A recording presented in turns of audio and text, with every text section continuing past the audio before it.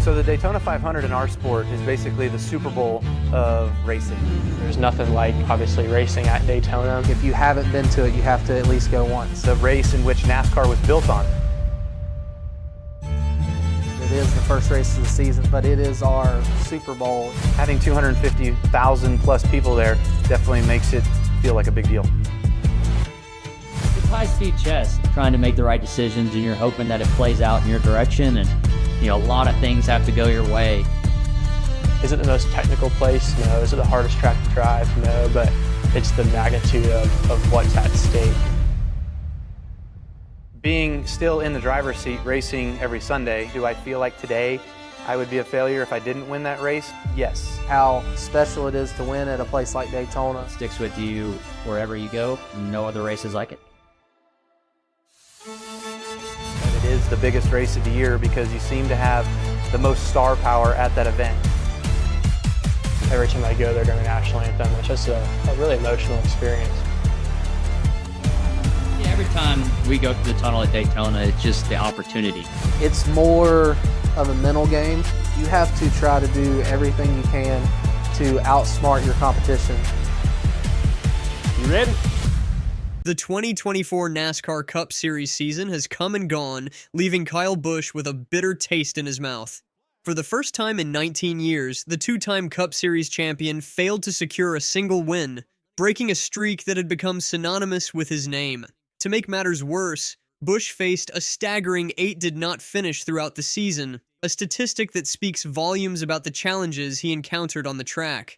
As we approach the 2025 Daytona 500 scheduled for February 16th, all eyes are on Busch. The pressure is mounting and the stakes couldn't be higher. Known as the Great American Race, the Daytona 500 stands as the crown jewel of the NASCAR Cup Series schedule. It's a race that has seen legends like Richard Petty and Dale Earnhardt Sr. etch their names in history with multiple victories. Yet for all his accomplishments, Kyle Busch finds himself in the uncomfortable position of still chasing this elusive win.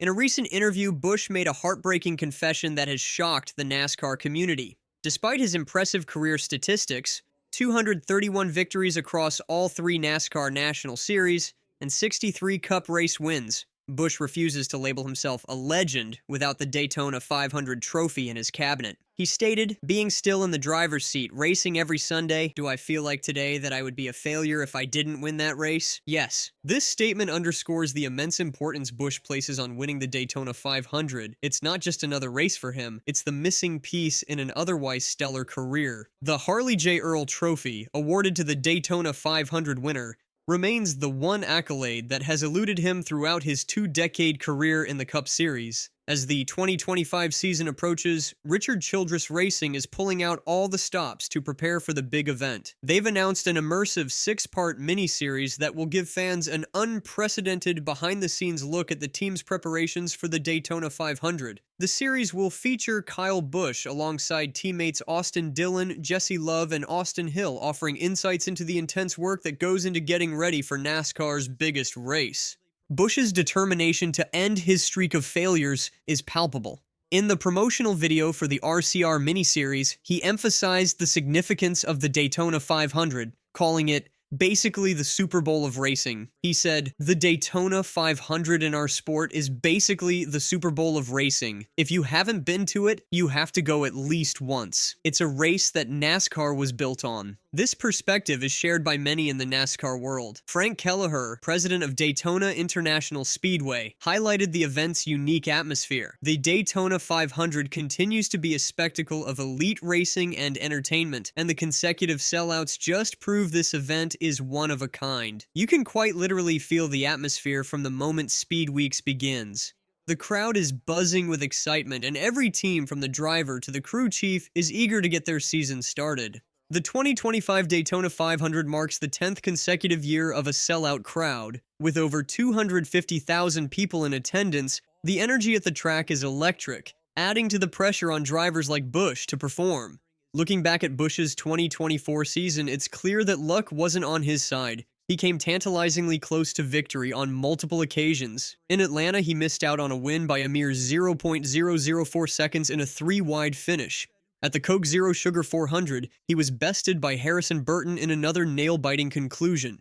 However, towards the end of the season, Busch showed signs of his old form, posting a streak of top 10 finishes that has given fans hope for a strong 2025 campaign. As we look ahead to the 2025 Daytona 500, odds makers are giving Busch a fighting chance. According to DraftKings Sportsbook, as of January 24th, 2025, Busch has plus 1,100 odds to win the race. This places him among the favorites. NASCAR journalist Bob Pockrass recently shared his thoughts on Busch's prospects for the 2025 season. While Pockrass expects Busch to return to form, he also raised concerns about the driver's future with Childress Racing if the team struggles again. That's important to consider as well. I think when you look at silly season, I'm going to look at Kyle Busch, right? And he's the one that, if they perform well off the start, you think, okay, he's going to stay. But, if they struggle, what is he going to feel about, how much is he going to look and how much is he going to look and where does he end up? I think will be, kind of a big storyline, especially, maybe not going into Daytona, but I would say by the time you get to April or May, it will be. This analysis adds another layer of pressure to Busch's 2025 campaign. Not only is he chasing the Daytona 500 win, but he's also potentially racing for his future with RCR. It's a situation that underscores the high-stakes nature of NASCAR at the elite level. Away from the track, Busch's racing legacy is already being continued by his children. His 9-year-old son, Brexton, is making waves in the junior racing circuit. Most recently, Brexton won the Golden Driller Award at the 2025 Tulsa Shootout in the junior sprint category. He's also collected multiple wins at Millbridge Speedway, including the Beginner Box Stock Championship in 2021 and 2023. Not to be outdone, Busch's 2-year-old daughter Lennox is also showing signs of following in her father's tire tracks. She was recently seen taking her first laps in a dirt car at Millbridge Speedway, with proud parents Kyle and Samantha watching on. Samantha shared the moment on Instagram, captioning it, "Lenny's first laps at Millbridge. Looks like we might have another racer in the family." On the sponsorship front, Rebel Bourbon has announced its continued partnership with Childress Racing and Kyle Busch for the 2025 NASCAR Cup Series. The company, which first joined forces with Busch and RCR for a 3-race campaign in 2024, will return as a multi-race primary sponsor for the number 8 Chevrolet. Philip Lux, brand manager for Rebel Bourbon, expressed excitement about the continued partnership. He said, "We can't wait to keep the excitement going in 2025 after connecting with thousands of Rebel, Kyle Busch, and RCR fans last season who have a rebellious spirit and live against the grain. We're building on the success of year 1 with a lot more in store for fans at the track, in race markets, and at retail, plus a lot of interactive social content in year 2. As Busch prepares for another attempt at the Daytona 500, he's acutely aware of his place in NASCAR history. When asked about the significance of winning the race, Busch compared himself to other NASCAR greats who never managed to clinch the title. The Daytona, until the Daytona 500 box is checked off. Yeah, I mean, it's missing, right? There's no check mark there, but, does it do anything to solidify your career, validate the things that you've done or accomplished here? I don't think so. I mean, I look at Mark Martin and Rusty Wallace and Tony Stewart as some greats that have blue jackets that made it to the Hall of Fame that haven't won this race, but it would certainly be nice to not have to worry about that going in and have this trophy at home. Well, you're about at the point where Earnhardt was when he won his first